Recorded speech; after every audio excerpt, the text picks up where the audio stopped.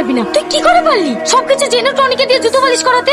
আর তুই বুঝতে পারছিস না কেন? আমি টনিকে ছোট ভাইয়ের মতো ভালোবাসি। বাড়ি কাকা কাকে সবাই আমাকে খারাপ ভাবতে শুরু করেছিল, তাই আমি টনিকে দিয়ে জুতো পরিষ্কার করতে বাধ্য হয়েছিলাম। দেখো না দিদি, ও আমাকে ভালোবেসে বিয়ে করার জন্য জেদ করছে। এটা কি তোমাদের ফ্যামিলিতে মেনে নিতে পারবে? অবশ্যই পারবে, কারণ ভালোবাসা বড়লোক গরিব দেখে হয় না। তাই বলছি তুমিও বিশ্বাস রাখো, তোমাদের ভালোবাসাও পূর্ণতা পাবে।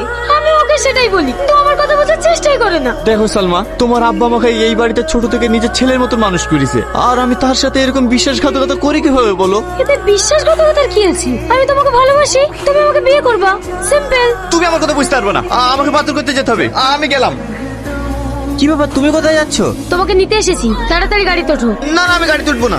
লোকে দেখলে কে কি ভাববে বলো তো? কে কি ভাবলো আর কে কি ভাবলো না ওসব আমি দেখতে যাবো না। তুমি যে এত কষ্ট করে ব্যাগ নিয়ে হেঁটে যাচ্ছ, এতে আমার কষ্ট হচ্ছে না? তাড়াতাড়ি গাড়িতে ওঠো।